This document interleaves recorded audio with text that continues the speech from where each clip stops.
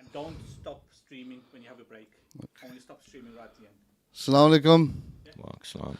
Zaid, how you doing? Alhamdulillah. I'll tell you what, if you hadn't been for Habib, we wouldn't be live now, would we? Very loud. Am I? Am I loud? Okay, I do apologise. First of all, a massive salam to everybody out there from myself and Zaid.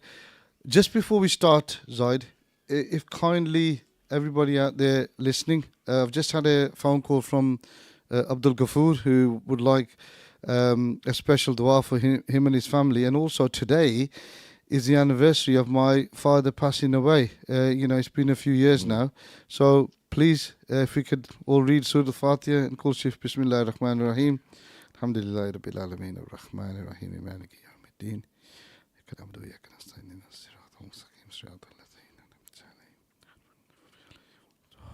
Bismillah ar-Rahman ar-Rahim.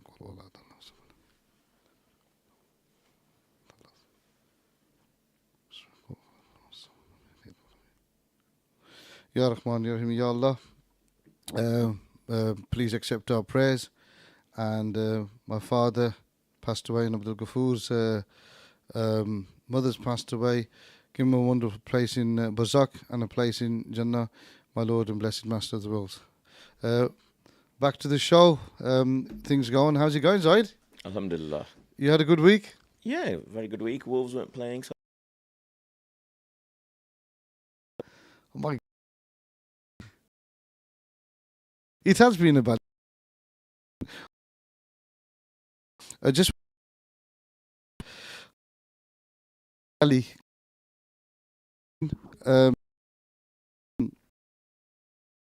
One of his events that he's doing, and then on top of that, I'm hoping Ricardo Gordon. I was very excited to hear that Tariq Ali was going to be calling in today. I mistook it for the Marxist academic and public intellectual Tariq Ali of left-wing fame, but apparently it's a local cricketer. It's a common name. It is a common name, and Tariq is a very fascinating character. He's probably one of the most handsome guys I know. You'll see him when he comes in. Okay. But more importantly, he's a connoisseur of local community activism. Good, excellent. A bit like yourself, Zaid. We like that. We like community activists around here, don't we? We do, and do you know what? You, myself, and Tariq, that's how we've been, haven't we? I mean, I've basically, I was as an activist always fighting against the Labour Party, getting things done. Fighting within the Labour Party. Well, and fighting against them, and then the Labour Party realised that we need to get this guy on board, and as soon as they got me on board. They said, look, you can't do any of that stuff that you used to do before because you'll get into trouble with the whip. So, activism is the best way forward, isn't it? You don't have to answer to anybody. Yes. I mean, you're always answerable to someone. We're always accountable to Allah subhanahu wa ta'ala. I think we're going to be asked, how did we spend our time? There's that hadith, isn't there, about making sure that you use your youth before your old age, your health before your sickness, and all of these, your wealth before your poverty, and all these sort of things. So we are going to be held to account how we spent our time, resources, efforts, and I'm glad that there are people who are active in the community, giving something back. Yeah, definitely. I agree with you. And Zaid, what's on the show today? Yeah. So we've got a number of we've got some celebrities, local celebrities, sporting celebrities, community activists, and then we potentially, if we've still got time, I mean, obviously that is going to take a lot of time. There's some current affairs to discuss as well. Well, listen, before these guys come, right, and I mean, I'm hoping Ricardo's going to call in because he did say about 4 o'clock. He's just after 4. Is there something that you want to talk about? There's a couple of subjects I wanted to, talk about, discuss, maybe get some feedback from our listeners on. So one of the issues was, what is your favorite story from the seerah, from the life of the Prophet? I mean, we're in the month of the Quran. Obviously, he received the Quran during his 23-year-long mission from the age of 40 to into his 60s. And there was a lot of adventures and analogies and stories from his life which actually pertain to how he actually lived the Quran and inculcated it into his morals, his values, his character. Inculcated? What does that mean? Yeah, inculcate. So inculcate is how you take in any education and actually apply it. Inculcate. That's amazing. I tell you what, my verbal reasoning has really improved working with you. You know what? One of the stories I told during one of my weekly talk shows, which is a bit more political, philosophical, is about Malcolm X. Whilst he was in prison, he wrote out the entire dictionary. Okay. And that is how he improved his vocabulary. Now, that is something that I think is laudable, something praiseworthy that people should do. You don't have to go to school and be spoon-fed education. Yeah. You can take your own initiative, use your time and effort. I mean, he was had very bad upbringing. You know, I think his father either was ill or he left the home at when Malcolm was at an early age. His mother was ill in hospital, and so he spent a lot of time in foster homes and things like that. And then still, he made himself into this like globally respected human rights, civil rights campaigners and activists, and he's still remembered now, 60 years on from his untimely passing. Well, he was shahed, you know, in the way of Allah subhanahu wa ta'ala, and as we are aware as Muslims, if you're shahed, you know, you don't die, do you, really? Yes. I mean, it's a blessing from Allah subhanahu wa ta'ala. His legacy lives on in many ways. It does, and do you know what? I have watched a few films, and again, Malcolm X, he's one of my sort of heroes. Spike Lee, actually, he directed that film with Denzel Washington, didn't he? He did. That was a good film. That was really good. Fantastic, you know, and obviously with Denzel, one of my favourite actors of all time, probably my favourite actor of all time. It's fascinating for him to see him in that role. He was amazing in that role. He's a very interesting figure in and of himself, Denzel Washington. I don't know if he came up with this quote or he was quoting somebody else. He said, "Small minds talk about people. Medium minds speak about events. Great minds talk about ideas." It's an interesting quote. Absolutely. Oh, and here he is, Tariq Ali. Speak of local community activist and sports person. He has entered the building. Let me know where you're sitting down, and nice to see you, Tariq. Whatever suits you, mate. Whatever Well, tell me which one it is, the speaker, so I can actually put the volume up. Is that number 3? Is it number 3 or? It is a number. This one's 3. Shall I move to 3? It's easier. Oh, mic 2. Mic 2. Go on 2. Put say something. Assalamu alaikum. Wa alaikum salam. Tariq, lovely to see you. Likewise. Volume's a bit loud. Is it? I don't know how to put this down. It's wait there. I don't know. I think Habib was a bit hard of hearing, right? Is that gone down? It's fine. I'll manage. Is that okay? Zaid? Well, I've taken my headphones off because it was getting too loud for me, but I can hear you loud and clear. Well, I think I don't know. I'm not. I'm not technically well versed on this, but we'll manage. We can manage. Tariq, how you doing? I'm not bad, thank you. Alhamdulillah, how are you? Yeah, not bad at all. Is the camera working? It is working. Okay, good. It is working. Yeah, we're just getting all 3 of us in as and when we speak, right? Tariq, we were just discussing what the program was today. Obviously, you come in to join us, but also plug something that you've done in the area. And we're also hopefully waiting for Ricardo Gordon to call in. I'm not sure whether our lines are working or not, but just to let you know, if Ricardo's listening, the telephone studio number is 01902 872 150. And Ricardo's ringing. Let me just find out what's going on. You two carry on chatting. Ricardo? How are you? Yeah, alhamdulillah, I'm very good, Good. Tariq. So, Mashallah, great setup again, as always, as usual. I did have a stint a couple of years ago. really? Okay. For a year. But unfortunately, I had an accident the year after. Oh dear. And the year after, I was a bit wobbly, to be 972. fair. Alhamdulillah, I'm a lot better now. Right. But just finding the time. I just 150. draw work, mate. I don't know what happens. Yeah, we were It's- discussing how it's good that there are people who are active in the community, giving something back of their time and energy, well, we try. acting as there's plenty of- also an aspirational figure for the young people. Definitely. Yeah. Hello? So that's good that you're doing that. Yeah. Hello. Hello. Hi. Hello. Can you hear us, Ricardo? Yes, I can hear you. Guys, can you hear Ricardo? We can indeed. Yes. Ricardo, you first of all, thank you very much for coming on the show today. Thank you guys for having me. No problem at all. Let me just introduce our other presenters. You've got you know who I am. You've got Zaid Ali and you've got Tariq Ali. You don't know Zaid Ali, but Tariq Ali, you know, he was the chairman at Wolverhampton Cricket Club, and more infamously, he's the father of Imran Ali, who's going to be playing for you this year. Okay.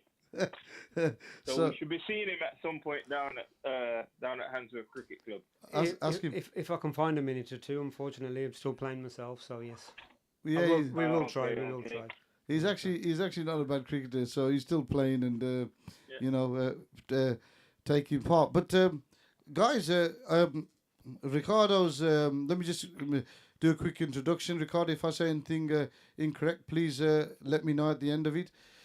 Ricardo Gordon, ex-professional cricketer, played for Warwickshire for a number of years, and he played first-class cricket for them, and also was involved in the team that won was it the first T20 blast in the Warwickshire history? Yeah, for the history, Yeah. For the club, yeah.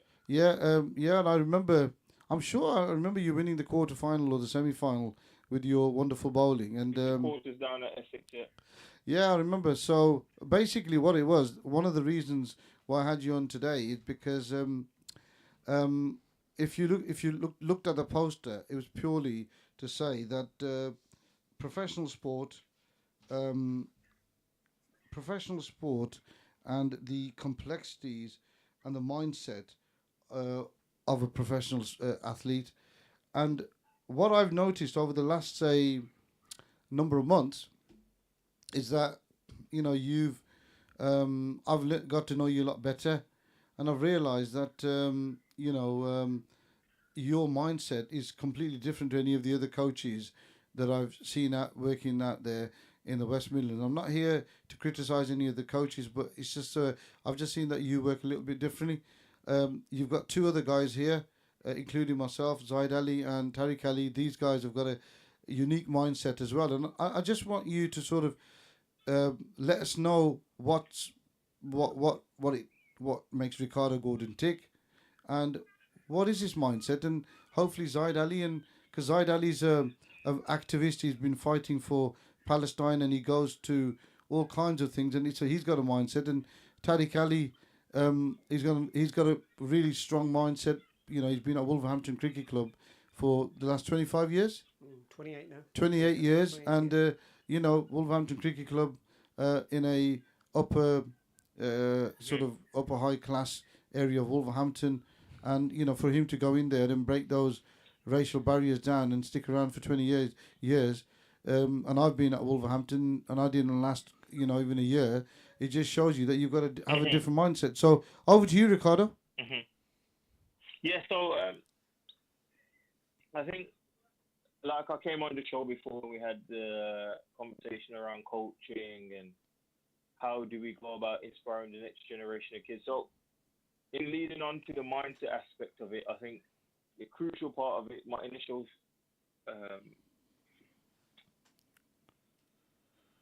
idea into what a strong mindset or strong-willed person was my father.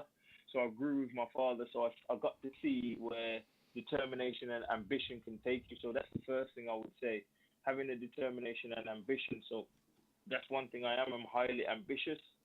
at times the ambition could come across as conceit. People see me as a little bit conceited because they don't understand why you put your hat so high or why you want to aim so high based upon your social, economic, racial, or personal situations. I think a person like you should be here. That's how people perceive things in life. So I think that's the first battle a lot of ambitious people from ethnic diversity communities you got to deal with, and that's not just so much people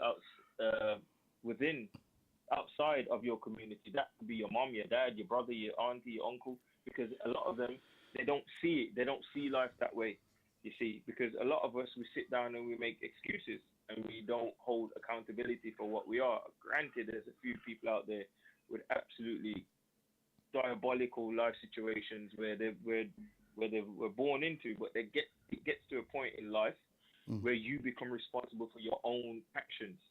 So how long can you use somebody else's actions for your own actions? If people are listening, you will comprehend what I'm saying. There comes a point in every adult's life where you must take accountability. So that's where my mindset stems from, and that's what my dad taught me. And especially when you're learning to becoming a man. I know this is a thing where I might get your radio show locked down, but I think in this modern day and time, being a man, when we define what manhood is about accountability. It's about learning how to be responsible for oneself. So if you're talking about being a man, it talks about how you're going to take care of your family, take care of another person's child, and meaning somebody else is giving you their daughter. How do you become a good husband? How do you become a good father? How do you become a good pillar of example in your community? And then how do you then take that into the wider community? So that's where my mindset comes from, because I came from a single parent household, but it was mainly my dad. I didn't have my mom around, so I grew up that way. So then you start to then perceive life. You start to open your eyes and look at life, and then you look at the people around you, and then you start to look at the thing and say, what do I want out of my life? Where do I want to be later on when I grow up? Do I want to be like this? Do I want to be like that? So that's what helped to formulate my mindset. And then becoming a professional cricketer, that opened my world even more, because then you start to integrate into different societies. It's not just racial, but economical, schooling. It opens your mind to a lot of things. So if you're closed-minded, that's the first thing about your mindset. You have to be open-minded to actually develop and evolve into the person that you are destined to be by the Creator, rather than being a person that the environment made you to be. And I think that's the first thing that's one of the things a lot of people in life you have to contend with. You're either going to become the product of your environment or the person that you were created to be by the Creator. And that's what I believe. Just coming over to, I'm going to go to you, Zaid, because you've got an amazing mindset, because, you're sitting, in front of, you're putting yourself in danger, aren't you, some of the time? I wouldn't quite put it as danger, but I'd say what is important is, as Ricardo mentioned there, you have a role model. But what was important for myself as well was faith. Faith played a big role in my life. We've been talking before you came on, Ricardo, about the example of Malcolm X, who was a great American black civil rights leader, and how, even though he had unpromising beginnings in terms of his home background, he actually, even though he ended up in prison, he educated himself whilst he was in prison, and he came out to be a very dynamic political activist from his own basic internal origins there. But I was very grateful to have a faith background, a community background, people who back you up and instill in you the idea that, we are here not only for our own benefit, but to benefit our families, our extended families, our community, and that we have a higher purpose. It's not just about advancing our own self-interest. And I think that was important in driving me into doing whatever good I've achieved in this world, I think. And Tariq, yourself, we talked about your mindset with Wolverhampton Cricket Club, 28 years. It's phenomenal if people know, how long you've lasted. That's probably not a fair word, but you know what I'm trying to say. To be honest with you, it's one of those things. You're either instilled with them thoughts or you're not. myself at a young age, I've always been keen to help others, develop others. I'm always happy to share other people's success, and that's a difficult mindset. I mean, Ricardo's touched on a couple of things there. We take a lot of the kids off the streets when they're young to instill that mindset to say, look, you can be anything you want to. You know, thousands and thousands of, in fact, millions of people go through any sport, whether that's football, whether that's cricket. But you always hear that one interview and their dad say, I knew my son from when he was 6, he was always going to be a professional footballer. But what about the other 1.5 million were exactly the same position? Where did they go wrong? Yeah. You know, so it's always a challenge to just convince the individual, give them the tools, give them the mindset, you know what, give them the confidence to say, you know what, I've got a skill, I want to pursue this. And we just lay out as much as we can for them. I support them through the youth clubs that I do. We get them into local cricket clubs, then we get them into Pathway, right up to county staffs if they're good enough to go. However, if they don't get that far, at least they've got the mindset to be positive in life and be successful for them, their families, people around them, making better community people. And that's what we're trying to do. You know, Ricardo kind of touched on role models, and his father, right? I mean, my father was a strong role model, but my actual guidance and hero was Mom. I mean, she's, God bless her, she's still around. But I remember my mom actually going to, we had a machinist business. Do you remember back in the day that all the Asian women used to sew clothes? Well, Mom had 100 machinists, and she used to get the clothes at the end of the week and take them to London and deal with these guys from the Jewish community who owned. Ricardo's probably too young to remember, but was it Brick Lane? No, yeah, it was Brick Lane. St. Anne's Road. No, yeah, Brick Lane. Then there was two organisations: Woolworths, CNA, and British Home Store. Yeah. And she used to deal with the Jewish guys who used to own those. She couldn't speak English, and it was all sign language. And I used to watch her, and I used to think, I was 13, I was thinking, my God, this woman is so, strong-minded. And that kind of, Ricardo, sometimes we have these conversations, but like, well, where do I get this strong mind from? He was just watching her, dealing with these, with these kind of people. And just touching back, before I come back to Ricardo, Zsqyared, who was your role model? And then Tariq, over to you, who was your role model growing up? I used to read quite widely when I was young, and quite early on I read the life story of the Prophet Muhammad sallallahu alaihi wasallam. I mean, this guy was the creator of one of the biggest religions in the world. He was inspired by God, as we'd say. And it was an amazingly successful religion which has spread around the world. It's got over 1 billion followers now. So obviously, whatever he did in his life story was an example worth following if you want to be a successful human being. So that was the major role model that I followed. It wasn't particularly a sporting role model. No, it's a great role model. And Tariq, over to you. I'd have to say it'd be my father. Growing up, I could see him helping as many of the people in the community. He was quite heavily involved in the mosque scene, but he was very limited in what he could do. Couldn't speak much English, he didn't drive, so it was more very, very local stuff.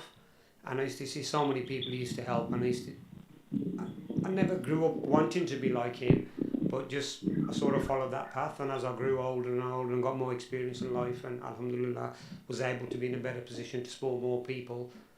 I mean, now it's for the last probably 25, 30 years, I must have gone for thousands and thousands of people and projects we do, and the stuff we're doing now, it's not even a chore, it just happens naturally now. It's something I've done for so long. I've got a couple of guys who help me, Nadim, Nadim Akram, obviously, who's come on the scene with me the last 5-6 years. Absolutely. And we're just taking it a step further, and we'll do anything for anybody, to be fair. We get phone calls galore, our kids are gone off the rails, send them to us. We get them involved with our projects or something that we're doing. You'd be surprised in a month or two how quickly they change, because all of a sudden they realise there's other options than standing on the corner middle of the night with their mates. Mm-hmm. There's other options in life. And we've got Ricardo here, and obviously Ricardo's gonna have to go in about 6 minutes. So just over 6 minutes. I mean, do you guys have any questions for him? Yeah, Ricardo, just a quick one from me, mate. I know you're quite still heavily involved in the scene and cricket. Has the mindset changed generally? I mean, the amount of people we work with and get through to county or push into county level, but we're still not seeing the numbers progress beyond that. We're getting the right mindsets, we're getting the right caliber of people, we're getting the right diets, we're getting the right physicals, but we're just not getting across that line. We're getting people close, but do you think it's changed, a lot easier now, or is it just as bad as it was 20 years ago? Because we had probably 7 or 8 years in the middle when Mo and Ali came on the scene, and there was an explosion of players and more people were seen, and the doors were open for a lot more. And I think we've just gone over the hill and back to where we were before. I don't know how you feel. I think because Mo and Ali is for about 3 years older than myself, so I would have been potentially one of those ones that came through. But I think when you say things changed and the diet and all that stuff is improving, I wouldn't say so from being on the ground with it. Okay. I think a lot of the Southeast Asian kids are slim. They're freaking slim with fit, and they're not fit. And like what you see, the system, as you see it in front of you, they are presenting the information without making people accountable for doing the information. Accountable for doing the information. Let's say, for example, right, county pathways across the country, and it's going to improve and it's going to get to this point. However, if you look at it, you get under 10 cricketer, right? Compare it to a footballer at under 10 level at Villa, Brahms, Wolves, wherever they are, right? That person has a strict nutrition plan that they must. But it's not guys, have a look at these meals or have a look at this hydration. You must do it. If you don't do it, you're axed from the system. Right. Guys, you must abide by these fitness protocols, because then if you don't do it, you're axed from the system. However, though, we have the little Southeast Asian kid is a little bit chubby, but he's okay because he can bat. He's a little bit chubby, it's okay because he can bowl. Your fielding is not marked, and then all of a sudden you hit the age of 15. And then all of a sudden at the age of 15, you under the false impression that it's okay to not be as fit as. It's okay not to eat the right things. It's okay not to sleep as well as. And then all of a sudden now you're expected to compete with the 18-year-old boy. And then all of a sudden there's a kid that's been groomed and prepared from one of the other private schools, or there's another kid that's been scouted from South Africa, Australia, Barbados, New Zealand, and all of a sudden he drops into the system and everyone turns around and goes, well, what's happened here? And there's you who's thinking it was okay for you to be that way. So the reality of it is, your question is, has things improved? The only way they're going to improve is when we start to take accountability for our sons and our daughters, and we make them do the work. We make them understand the value of being a professional athlete. Well, the thing That's is, what you are. You're not a professional cricketer. You're a professional athlete. Your skill is cricket. Your job is professional athlete. You know, Ricardo, if I can come in, I mean, I recommended 2 or 3 young people to yourself after the work that you did with Zach, my youngest son, in the winter, and he had a good season because he played in a very poor side, but he had a good season, and he believes that was down to a lot of the mental stuff that you did with him. So I recommended 2 or 3 young people to yourself just recently, and I was amazed to see that not only were you coaching, but you had a fitness routine for them, and you had a diet plan for them as well. Uncle, that makes I can call you uncle on the air. Because yeah, of course you can. You're making me sound old, mate. Yeah. No, you can. But what it is,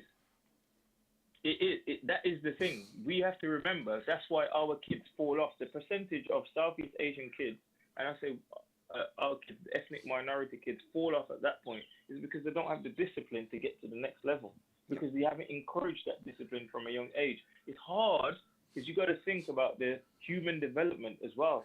The physical development in terms of skill, we feed them the balls in the machine, but you forget the human side of it as well. Life becomes harder for them at that stage. Parents start to put pressure under their children to perform in life at that point as well. That's why a lot of the kids fall off. A lot of the kids, and at that point, their skill levels need to be at a higher level, and a lot of their skill levels aren't at that level because what they do is they dominate age group cricket, but they don't dominate 2 years above, 3 years above. And then they get to the point where, right, you're now mixed in with the pack because they scrapped under 19 cricket. It's now all under 18s cricket. You want to get on the EPPs and the academies of the counties, and you can't get onto it because you are not making the grade. And the grade that you're not making is the physical grade. Ricardo, Your skill levels could be good from now till tomorrow, but your physical grading needs to be there because that's what's going to get you noticed. Ricardo, we've got 50 seconds, so you can plug Ricardo Gordon Sports. Just go for it. Now, look, I don't self-promote. My work talks for itself. Absolutely. A lot of people criticize me and say, well, you know what, most of what he does is physical activity. But I know how I became a professional cricketer was not by 10 years or 15 years worth of one-to-ones from the age of 10 to 15. I done it in 4 years. And how I done it in 4 years was I was hungry. I had a lot of desire. Obviously, I wasn't scared of the cricket ball. I always played a Ricardo, year. we've got cricket are dominated it early. We've got so that's what you got to do. So if you want to become a good cricketer, you've got to get to doing the hard stuff. You've got to get comfortable with being uncomfortable. Get dirty with it. Ricardo, we've got a 1 minute. We're not stopping streaming. We're gonna we've got a 5 minute break. Do you want to carry on? Do you want to stay on afterwards as well, or are you going to be busy? No, I can come back and we can have a conversation after the break. Okay. Can you call me back in about 6 minutes? No, we're okay. We'll do. Give me a call in about 6 minutes. Thank you. Okay. All right. Bye-bye. So just turn these off.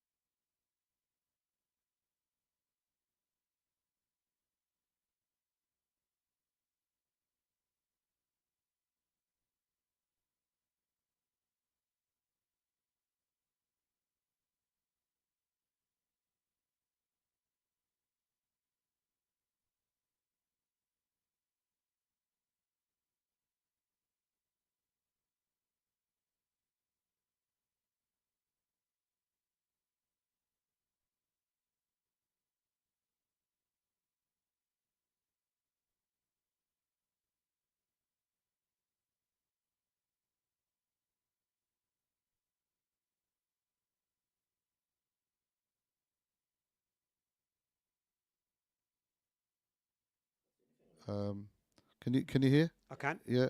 Tariq, can you hear now? I can. Okay. 8, 7, 5, 4, 3, 2, 1. Here we go. Assalamu alaikum, viewers.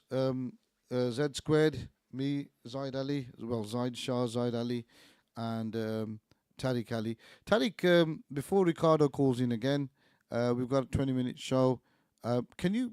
You've been doing some wonderful work over Ramadan with the indoor cricket competition. There's a final on Thursday.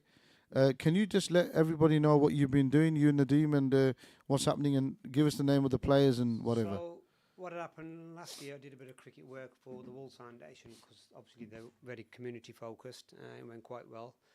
And just before Ramadan started, they said, we want to do something for the Muslim community. Tariq, have you got any ideas? I says, leave it with me. Within a day, I've got 5 mosques involved. We have a tape ball cricket tournament. They've given us the dome in Aldersley. It's the full-size football pitch. We divide down the middle and get 2 games going on. And that led to, on a Thursday, getting 5 mosques involved for a football competition. MashaAllah, it's gone really, really well. I can't thank the Wolves Foundation enough, because without this, I mean, the biggest thing is, it's not me giving the time, it's getting the facilities to get everything done. And to get 5 mosques involved in football and 5 mosques involved in cricket has been absolutely amazing. But as it goes, as it's on at the moment, the football tournament has finished, and that's going to be a final, inshallah, next Thursday on the 3rd of April. I want to ask all the community to come down and support all the mosques. So the final for the football is going to be with Waterloo Road Mosque Aqsa, even. Aqsa, yeah. Aqsa. Against Wolverhampton Mosque Taiba. They've been the 2 outstanding teams, and they will be playing, inshallah, on the 3rd. Are you playing? No, I'll be running the tournament, Okay. managing it. I'm too old to play football, mate. Likewise, the cricket. Football? I thought it was cricket. No, this is the football. The cricket's got 1 more round of games to go. Again, Waterloo Road's top of the table. Looks like they're going to qualify. And Bilal and UK Mission are playing their game today to see who come in out of them. Where are they playing? We still play at Aldersley, in the Dome, in the football stadium. So the last round of cricket matches on tonight. Inshallah. What time? We normally start after Tarabi prayer, so anything between about 9:30, 9:45, 10 o'clock. Okay, I might pop down today. Zaid, are you going to have a few minutes? Times are changing, obviously. However, what we have done, and I'd like to thank Staffs Cricket and the Wolves Foundation, is we moved it outside fasting. So on the 3rd, we're going to have the final for the football, the final for the cricket, and the Wolves Foundation, and put a bit of a buffet on for us to invite all the community to enjoy the evening. That'll be, inshallah, 9:30 on the 3rd, Thursday the 3rd. Please, please, please, if you have been involved or you know anybody who's been involved, please come and support them. It'd be great to see as many mosques there as possible, because Wolves Foundation have been absolutely amazing, and you know what, we can go places with them if this works really well for us. Okay, and name of players? So many. We've had nearly 90 players participate in the, that's tremendous. 3 weeks, so I wouldn't remember all of the names, to be fair. I don't want you to be biased or anything, but any of them standing out for you? Any names? Taiba Mosque have been really good in football. I think they'll probably be the favourites to win it. Cricket-wise, the Springvale team connected with the Waterloo Mosque. Spring Hill team. Yeah. Connected with the Waterloo Mosque. They have been playing well. Jabbing them, lot. Yes, they've brought the full squad out. Yeah. So they do. He's really a bandit, well isn't he? Jabba, eh? So yeah, they've all played well. To be honest with you, it's amazing to see so much new talent. Obviously, they're still playing in the lower divisions. Hopefully, they'll get a chance in the higher divisions, and they'll explore better level of cricket. I'm not saying it's bad at that end, but there's so much more to offer for them. So, and what we are going to do out of this, inshallah, we're going to get 4 coaches, probably 1 from each mosque, and we are going to pay for that through Staffs and the Wolves Foundation, get them trained up at least a level 1 coach, so they can go back into their communities and do some coaching. Okay, excellent. And what are your thoughts, Zaid? I mean, hearing all this is some good work here by Mr. Ali. It sounds like quite a lot of hard work during Ramadan. How do the players cope during Ramadan? To be honest with you, most of them are young, so they're keen. Obviously, we don't discourage them going to the mosque or evening prayers, so we wait till all of that's finished. It was quite early, beginning of the month. Obviously, it's got a bit harder now. We just reduced the times of the games, and we get it till 11, half 11, so we get a good couple of hours out of it, to be fair. So yeah, Yeah, organisation-wise, it is challenging always, obviously. But if I talk to you about all the other stuff I'm involved in as well as my day job, but alhamdulillah, I've just been, I guess I'm gifted to do these things, and and just get on with it and just get it done. It's really Just get it good, done. and a shout out to Wolverhampton Foundation, Wolves Absolutely. Foundation, to actually sponsoring this, Yeah. putting effort into encouraging the local community to actually access their facilities. Yeah. Well, they do. You know, the Wolves Foundation, they do a lot of good work. I mean, Oh, there yeah. was that walking football they were doing, and I took part in that, right? And I thought that it's going to be straightforward and easy. It's not. That was tough. I found it really hard, right? But yeah, they were there and they signed us up and they were involved, and the coaches got involved, with playing with us as well. So they do a lot of good work, and I think we when we look at Wolves, we always look at the team that's in the Premier Division. What we don't see is all the good work that they do in the background as well within the community. Be good to know my season ticket money is going somewhere useful. Absolutely, absolutely, and from the looks of it, you two, I think you're looking for a free season ticket for next year. Do you know what I mean? Yeah. No, like I said, I can't thank you enough. Just to get the facility to allow 5 mosques to be involved in any one time, it's Yeah. absolutely amazing. And you are right, they do a lot of work. Well, first, thanks, Tariq. I want to come back to something that you and I were discussing before Tariq came in, was your favorite story, from the Prophet, the Seerah. So we'll have a go, we'll have a, sort of go each. You go for it first. What's your favorite one? I had one particular one in mind because one of the aspects that of his character that is often slandered in sort of sometimes media, social media, is the fact that he was regarded, or he's portrayed in the West, as a warlord, as some sort of like brutal, savage person. But this story, I think, shows that he wasn't that sort of person at all. And it's the story of his visit to Taif. Oh man, I was gonna say that. You spoiled it, man.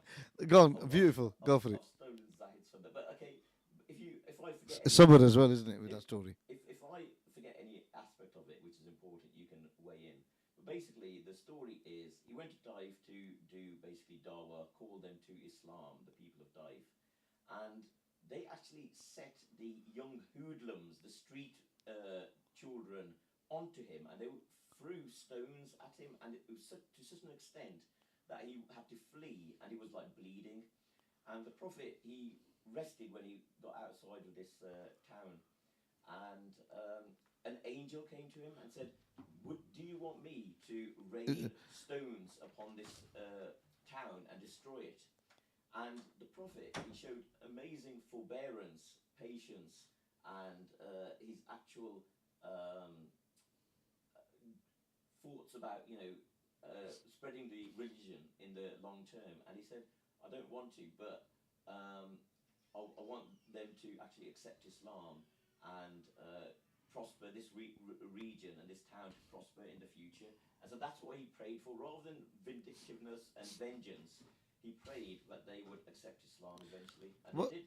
Well, yeah, I mean, that was my story as well. It just shows you we're definitely Zayed, aren't we? Right? What it was when he was stoned from head to toe, he was bleeding. He was in a bad state. And Hazrat Jibreel Islam came down. And Hazrat Jibreel, he's not just the leader of the angels, he's actually huge, massive. He's the biggest of all the angels as well. And he said that the Lord has said that if you want me, I can, with the tip of my wing, just turn this whole place upside down. Right. Now, I'm telling you, if that was you and me, I'd be saying, go for it, yeah? Make sure you go for it, make sure everybody gets it, like I got it.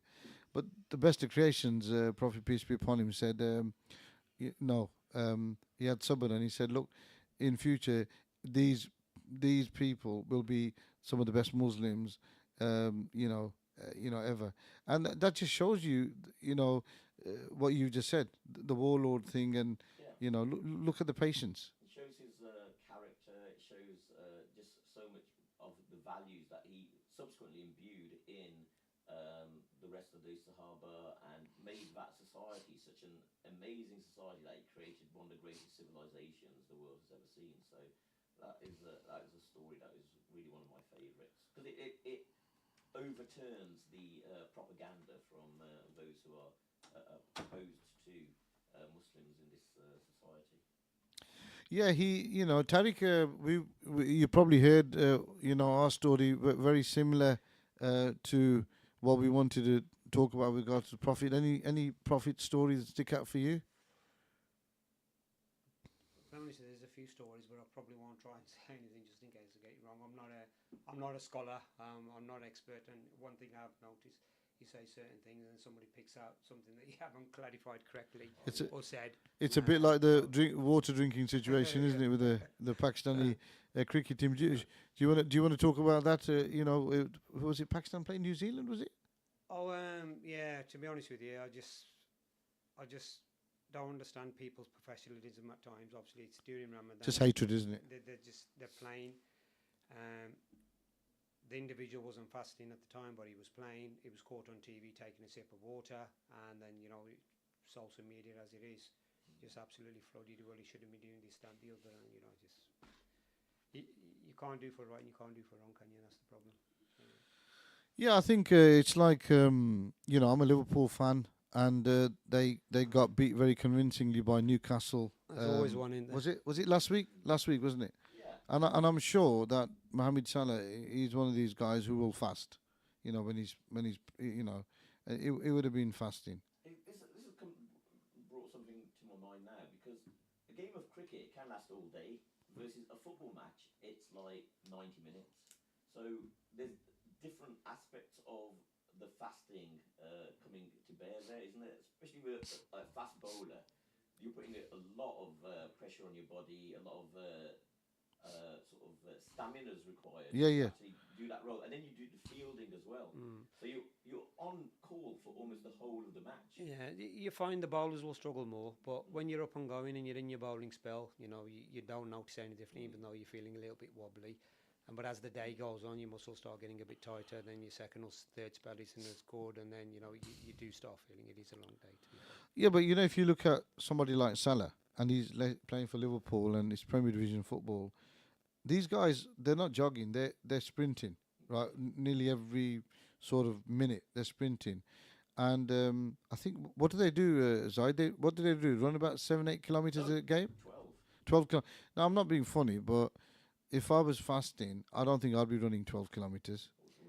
Yeah, to be honest with you, their bodies are so tuned. That's what I'm saying. And they can do it because it's once a week. The level of training regime, the level of fitness they got just to survive, whether they were fasting or not, is so extreme.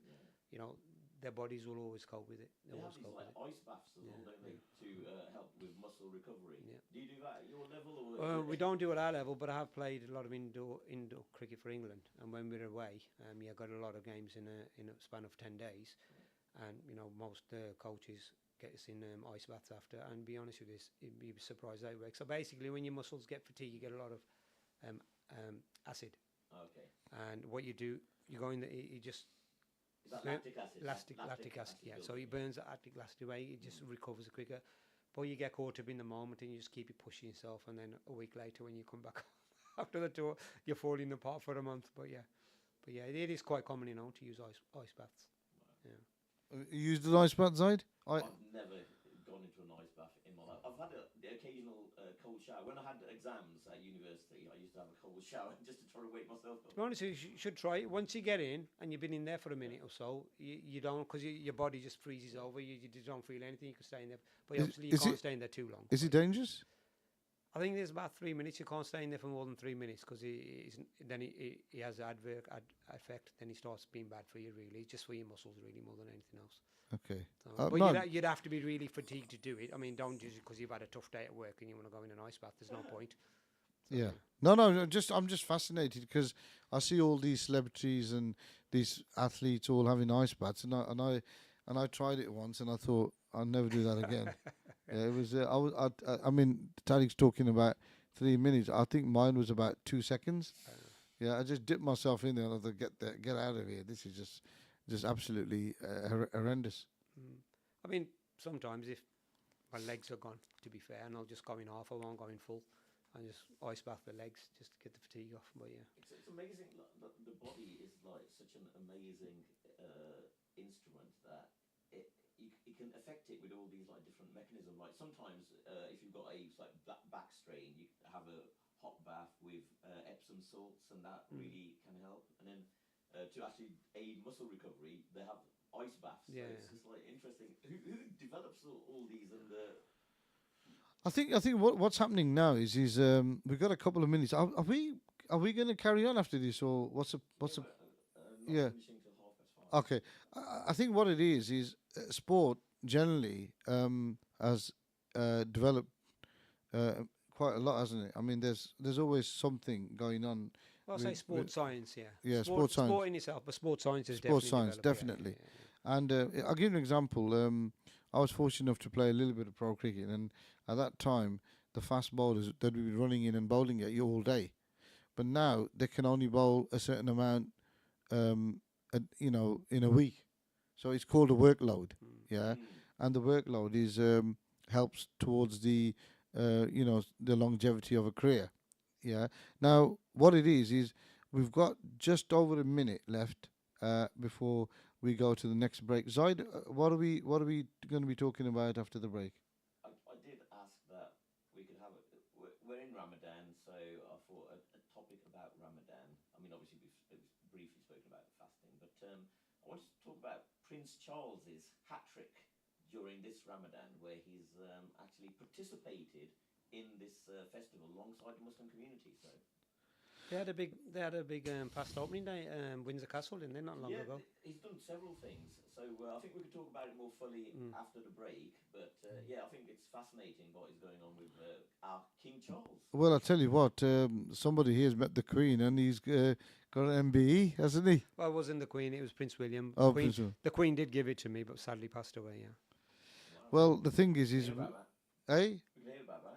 Well, we are going to talk about his MBE, and I think I don't think he doesn't actually talk about it much, do you? Really, you haven't. To be honest with you, I've been dragged in various roles with it, but Can we'll have a talk. Can you hold on to that? Yeah. What we'll do is 3 seconds. We will see you after the break, guys.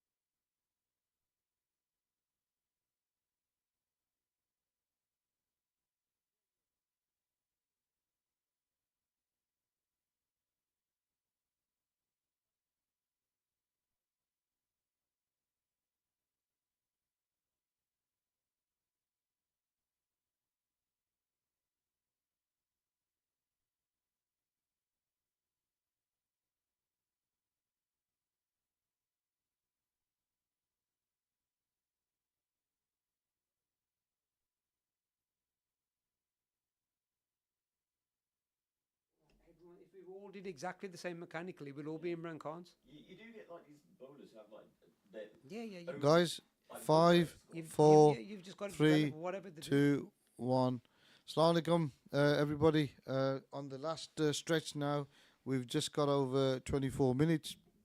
Tariq Ali's still with me and Zaid Ali. So, Tariq, thanks for staying. You were only coming in for about 10 minutes, but you've obviously enjoyed the banter. You've stuck around a bit longer. Whilst we were in the break, Zaid, he wanted to talk about something, and I think I'm going to pass it on. The Prince Charles hat-trick or something. Yeah, so I don't know whether people have been following this, but I actually came across a YouTube video where someone was saying, and it's been quite a watched YouTube video, where someone saying, is King Charles a secret Muslim? Just because of he's been so active within the Muslim community during this particular Ramadan. And then I started putting these things together. I mean, it was detailed in this video, but King Charles, he started Ramadan by packing dates at a factory. So he was doing that alongside Camilla. You might have seen it on the BBC News. So, yeah, okay, fine. He's defender of the faiths. He's king of the country. He has to look after, minority communities as well as the, mainstream Christian community.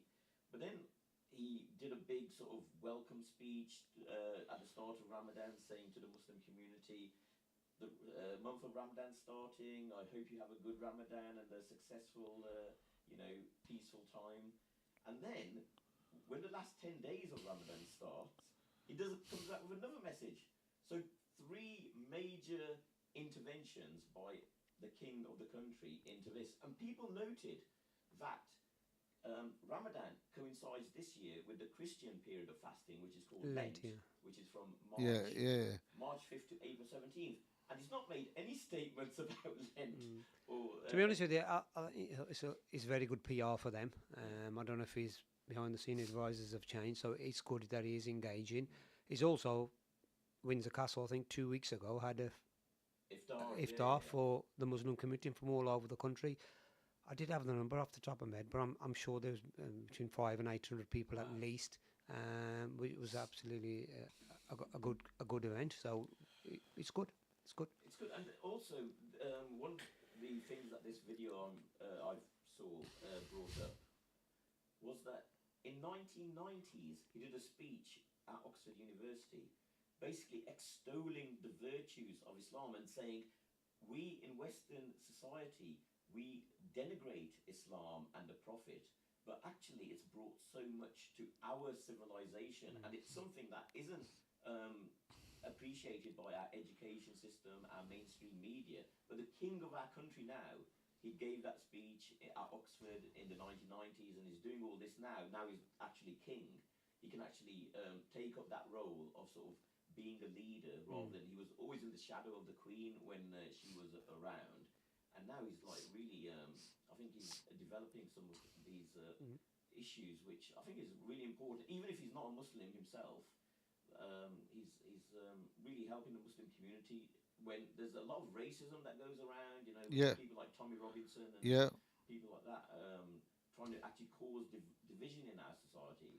I think, to be honest with you, it's got a little bit to do with that, with everything going on in the summer, and obviously you pick up any YouTube or anything, that there's so much going on with hatred of the right wing and whatnot. And I think a little bit to that, he's trying to keep the country united and say, look, we're all on one side, so to speak, and which is good. I don't know if he'll be around long though, bless him, as king. I think he might be retiring soon. Yeah, I think he's had some health issues recently with cancer, and I hope he recovers and Allah subhanahu wa ta'ala gives him shifa from any suffering. Well, the thing is these guys, I think what we need to appreciate here is that everybody would like to be a king, prince or something. I wouldn't, right? And you're probably thinking, oh yeah, you'd be saying that. Well, I was very fortunate enough to meet David Cameron when he was Prime Minister. So we did iftari at number 10. Oh, right. Nice. So I was invited there, and I went down, and I had, I had a Paul Costello suit on, and it's got a fox and he knew I was from Wolverhampton. He said, "Is that something to do with wolves or something along those lines?" And we were chatting, and I think the conversation went around how many hours do you sleep a day, and he says, "I sleep about 3 or 4 hours a day, and that's normally in a car." And he goes, "My life is absolutely, timetabled for every single day." So he was a prime minister for 4 years. So in that 4 years, he had no life. He was basically in a diary. So if you're the king of this country, that's not 4 years. That's for the rest of your life. So if you could imagine when he was a prince, Charles, and then, the Queen Elizabeth, these people, they don't have holidays. They are basically constantly just serving the country, basically 24 hours a day, 365 days a year. It's phenomenally hard work. Yeah, no, I mean, I'm sure a lot of people do appreciate that. There's a lot of work that goes into it, especially having the weight of being the head of state and bearing responsibility in your behaviour and or being under that media I don't know. You say that, but how many actually people would sit back and think, you know what? I've just seen him smiling on TV, and that's all I've seen of him for the last 6 months. They would never think that he's done anything else. They just know the moment they've seen him on a TV or in the paper or he's made a statement. That's it. They never know what's going on behind because it doesn't really affect them. So. Well, it all sort of like goes into the culture in some way, shape, or form. The fact that he's making these statements and He's good. He's like doing it. I mean, the fact that it comes out on the BBC, obviously, it does help. Well, the thing is, I mean, I don't want to be too controversial, but Well, you're gonna be. I'm gonna be, but We're gonna get taken off. he's if you look at what's happening in Palestine at this current moment of time, it's a touchy subject, but it is the last show, so hopefully we don't get in trouble. But the thing is for the head of state to come and support the Muslim community, whereas certain other parts of the world aren't even caring about the Muslim community and actually have made Palestine into a car park. I mean, this is the situation. There's an interesting link with Wolverhampton here that the unofficial national anthem of the England cricket and England rugby teams is Jerusalem. Jerusalem, yeah. It's called Jerusalem. Yeah, it is. And the words to that song are written by a poet called William Blake. But the person who wrote the music for the song of Jerusalem was a Wolves fan, Edward Elgar. Okay. He is like one of the finest composers that have ever lived. I didn't know that. He's a Wolves fan as well. He used to live in Malvern in Worcestershire. Yeah. And he used to cycle 40 miles, I think it is, from Malvern to Wolves matches. Wow. My word. So that's an amazing link, isn't it? We've been discussing royalty, we're discussing our unofficial national anthem, and it all comes back to Wolverhampton. Zaid, I'm amazed with your knowledge on things like this. At my old school, Wolverhampton Grammar School, we used to sing Jerusalem every single day in assembly, so it's sort of almost imprinted in my mind. Is it? Do you still remember the words? I do. Some of the key words are, and did those feet in ancient times walk upon England's mountains? Great. And it's referring to the Prophet Jesus, Hazrat Isa alayhi salam. So yeah. It's a song which we as Muslims, we can also appreciate, because what it's saying is not to build Jerusalem physically in England, but the values that Jesus, Hazrat Isa alayhi salam, was bringing, those, absolutely monotheistic Abrahamic values that we would subscribe to as well as Muslims, we want to see those encouraged and inculcated in this society. And also, just to let viewers know out there, and most viewers will be, and if there are any people from other communities, other religions, listening in, that Jesus Christ, or Hazrat Isa alayhi salam, is one of the five main prophets in Islam, and the well, I'll name all five. It's correct me, Hazrat Nuh alayhi salam, Hazrat Ibrahim alayhi salam, Hazrat Musa alayhi salam, Hazrat Isa alayhi salam, and then the best of creation, Hazrat Muhammad Musa sallallahu alaihi wasallam. Yeah, we don't tend to rank the prophets. I mean, Prophet Muhammad sallallahu alaihi wasallam consider them as brothers, Yeah. and so we don't rank them. But in terms of how many times they're each mentioned in the Quran, I might bring in this factor. But again, correct me if I'm wrong. But Hazrat Musa It's probably the alayhi most, salam isn't it? is mentioned 136 times in the Quran, Yeah. and Hazrat Isa 25 times, and that is more than the Prophet Muhammad sallallahu alaihi wasallam, who's only mentioned 4 times in the Quran. So this shows you how our religion is looking out. It's open, it's pluralistic, it's tolerant towards other. Not only that, but you've just mentioned that Hazrat Isa alayhi salam was mentioned 25 times, and his mother was probably mentioned 25 times as well. As well. Isa ibn Maryam, innit, every time. Isa's been Miriam, and she's actually got a chapter named after her. And she's got a chapter named after her as well. Fascinating. The Master of the Worlds, when he writes the last, the last book, it's supposed to be a miracle for us as well, isn't it? I mean, there's so many aspects to it. I mean, I've uninstalled TikTok now for Ramadan, but before I uninstalled it, I did see Just for Ramadan. just for Ramadan, just so I could concentrate on Ramadan.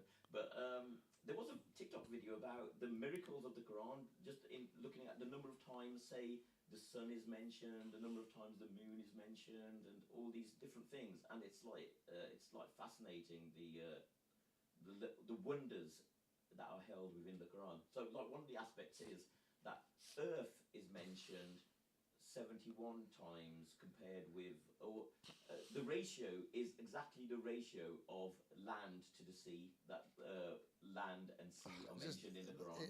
I've heard this. It's just phenomenal, isn't it? It's Amazing. just, you then know that the Supreme Being has put this together, isn't it? You know what I mean? Absolutely phenomenal. Anything else we're talking about? We did mention it in the break. Tariq, do you remember? Oh, we were going to talk about the fact that Tariq, if you haven't mentioned it already, is the receiver of an MBE, which he received from Her Majesty the Queen when she was still alive. Yes, Tariq, we want to hear about this because not many people in the community have heard any stories. So on Zsquared, we'd like to sort of expand on this. Don't get me wrong, I am proud of receiving that award, but I don't really talk about it, to be fair. I'll just get on with life because, you know what, whether I've got an MB at the end of my name or not, I'll still do what I need to do and just get it done. But yeah, it all happened started probably about 4 years ago because I found out a bit more about it. So a senior manager, a senior civil servant had actually started the process for me, and it is a long-winded process. It takes about a year for all the vetting and stuff, and then once you get past that stage, then the next year is taken up with finding out about yourself and stuff, and then it goes to the Prime Minister's office, and then they send you a letter telling you to keep it quiet. If you have been nominated, if you agree to it, would you accept it? And then from there it's sent to obviously the palace, so to speak, and then it's announced on the day. So it is a long-winded process. It's been going on for about 2 years, and I didn't know people around me who knew that they were doing it, or the individual that was doing it was cagily asking me stuff. He knew about me anyway, and I just never clicked and never thought from 1 minute that I'd ever get it. And to actually get it, it's absolutely amazing. What is it? Is it a badge? What is it? So I went to Windsor Castle on the day. Prince William gave it. It's a long day. You get a lot of interviews, a lot of photographs. People want to know your story, what you're about.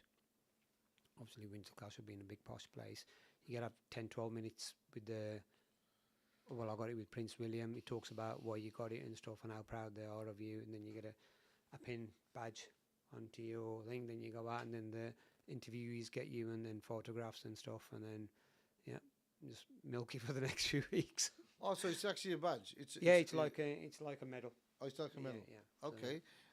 You haven't pawned it, have you? No, it's actually solid silver, to be fair. Yeah, it's probably worth a bit, yeah. Right.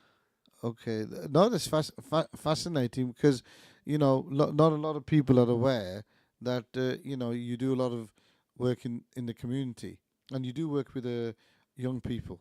And I think when we were having the break, Zaid Ali touched on something with Cunha, the young, very talented and magnificent striker for Wolverhampton, who has lost his temper. Not just once, but he's done it a number of times this season. But the last one was probably the worst of the lot, where he's been banned for a number of games, which potentially, I'm hoping it isn't going to, but potentially could cost Wolves staying in the Premier Division. And I'm just going to ask you, because I work with young people as well. I mean, I've been a school teacher as well, and I see young people and the kind of challenges they get, and when they lose it, and how if somebody like Cunha was working with you, how would you deal with somebody like that? To be honest with you, dealing it at our level and dealing with it at that level is two different things, because he's the superstar. The manager will put an arm around him and say, look, it happens to all of us, don't worry, you're still my best player, I'm supporting you 110%. But at ground level, if that happened to me, I'm thinking about, well, is this individual really disrupting everybody? Do I still need him around the camp? Do I still need him involved with all the other people I've got involved? Is it time to say, look, enough's enough, this is your second or third chance, I don't think this relationship can continue? So it's different, isn't it? Because he's your superstar man, you're going to back him 110%, no matter how wrong he is, which is wrong, I feel. But you know what? It's the way of the world, isn't it? But people do lose the temper. It does happen. We had talking about the Ramadan football and tape ball cricket we've been doing. Unfortunately, last week, last game, just at the last minute, a couple of individuals, I think it was Waterloo Road, were playing Bilal or UK Mission, I can't remember off the top of my head, and just a tough challenge, and they just squared up, started pushing each other around. I was at the other end of the field, come across. My initial thoughts were, right, both of you off, go home, we don't want to see you again, because we're not here for that reason. It's about bringing the community together, getting people to know from other mosques, enjoying the time, enjoying the moment. But being old, there's 3-4 other guys around, and they come in, some shake hands and give each other a hug, and we drew the line underneath with it. But if that happened again, they'd probably be out. I probably wouldn't want them around, because until they learn to behave and respect what's going on, there's no point. I think my, that's it. The guys who were around who helped him get back up and shake hands and have a little hug and walk away was probably the best way, because nowadays these young people, they end up on the roads and they bring all the animosities and issues there. And I don't want to talk about it too much, but you're probably aware that about 2 or 3 weeks ago, brother Shafiq, the chairman of Water Road Mosque, he's one of his lads, probably I think the eldest lad, was shot in the face. No, I didn't. Yeah, know. And he's lucky he's alive, right? And you can say wrong place, wrong time, or whatever, but this was some animosity that had been built up from time, and eventually it's resulting in that. And he's very fortunate that he's he's alive. Do you know what I mean? So coming back, just touching on there, if you compare that to the area that we work with, me and Nadeem, if anybody has any hassles with anybody, the first thing we do, we go out of our way. We'll use the mosque if we have to. We'll call both parties in, including the parents if we have to, and we'll stay there till it's resolved. Because there's nothing worse than just taking it back outside again. It just festers and festers and festers, and there's no point. And you know what? If you compare certain areas, I like to say that because of all the good work we've done around our area, touch wood, thank God, there's not many people that have that issue with anybody else, or they're in trouble with the police. I'm not saying that, they're all perfect. They're all reasonable, have a good understanding, because they're buying into the ethos that we're creating. And if they're not getting into that, they're the odd ones out, rather than everyone being on the other side and the one going to the mosque is it's completely changed around. Everyone's connected, whether we're doing sports with them, they're coming into the mosque for whatever reason, they've got any issues, they can call me, or they can call Nadeem. We'll go out of our way, we'll get it sorted. And because we sort of become role models for them, they don't want to let us down. And a lot of the cricketers I work with as youngsters, they just feel they don't want to let me down, because I've done so much for them. They just feel that they can't let me down. And, that's a really good place to be in. And we just need more people. I'm saying there's plenty of good people out there. We just need to find that time where we can do something for something else for free, and we're not going to get anything in return. and that's the biggest check, isn't it? If there's anyone listening here, like a parent of child who wants to send their children to a sports academy that you're associated with, so that they can benefit from some of this sort of training, Yeah, so how can they get in touch with you? we've got absolutely loads of stuff going on at the moment. So at the moment we're doing the table cricket with the Wolves Foundation. On a Wednesday I'm at the Way for 13 to 19 year olds. We teach cricket and general behaviours, mentoring. We get the police in, we get knife crime, drug awareness. We're always having talks. On a When do you do that? What time? That's on a Wednesday. What time? 7 till 8. Okay, excellent. On a Thursday, 6 till 7, we're there with the 8 to 13 year olds again, same sort of thing. On a Sunday, I'm doing some MCC stuff for the under 14s and under 16s. So, you know, they're welcome to get involved. Obviously, some of these have already started now, so there's trials for them to get into the stuff. But the way stuff, they're welcome to come in and join. Other than that, if they ever want to call me, just Google my name and names on connected with anything cricket. I'm always happy to help, whatever age they are, whether they want to get into cricket, whether they want to get in sport, whether they just need a bit of mentoring. You know what? I've got some good contacts with the council as well. You know, we can always find something for them to do just to keep them the right side. So, There you go. Tariq, what about young men like my youngest Zach, very talented cricketers, and they've been through all the academy systems and this and that. What about for them? Is there any hope for them? It's hard, mate, and I do feel for you when, as a parent, you put so much effort in. You see they've got the talent. Over the years, I've done a lot of work for the ECB, and I see the best cricketers from the regions go in. And then you see who gets through compared to who doesn't. It's not always about just having the talent. It's about having the mental strength. What Ricardo touched on is having the fitness. It's having the dietary. Because, you know what? If I'm a captain and I've got a bowler and he's brilliant on his first spell, he can bowl his 4 or 5 overs, absolutely brilliant. And then he's festering in the field for 3-4 hours. I need him to come back for a second spell. You'd be surprised the level of fitness that drops because it's challenging. It's challenging. No, definitely. I appreciate that, but there are young lads who are strong, fit, and they've got the ability, but they're from the South Asian community. But yet, the doors get closed. I wouldn't say the doors get closed. There is a pathway, and the MCC stuff that we do now for the 14s and 16s. So the people who actually get picked before Christmas for the county, they'll stay with them for 2-3 months, and the ones that are released, we take them on and keep them in the pathway and keep them encouraged. And then keep feeding them back into the league. So there is a pathway there, but the trouble is you can grow out the pathway very quick. You know, when you're the right age, you're in the pathway. A lot of people are looking at you because they know what they want. Once you get out of that age, then you need a bit of luck to be in the right place at the right time, the right coach seeing you, Absolutely, or the right sport. You're in the right place at the right time, or watching the right game. Somebody's watching the right game when you were playing. Then all of a sudden, that might open some doors for you. But for up to under 19, there is plenty of pathways out there if you're talented enough. We've got a minute to go. Can you believe that? Again, this is the last show for Zsqyared. I'm actually gutted. For Ramadan. I'm going to give everybody 10 seconds, starting with you, Zaid. Say what you got to say, or thank whoever you got to thank, or whatever. Go for it. Short-lived career on Radio Ramadan. I think after my singing today, we'll probably get pulled from the air. Tariq? I'd just like to wish all the listeners good luck with the rest of Ramadan, and may Allah subhanahu wa ta'ala give you whatever you trying to get out of it, and bring a happy Eid for everybody, and keep the communities united, including all the mosques. Keep having interaction with each other's mosques and not just be isolated because your mosque slightly different virtue or different way of thinking compared to somebody down the road. And I'd like to say thank you for my guest, and I've enjoyed working with Zaid Ali, and thank you very much, and Allah Hafiz and happy Eid.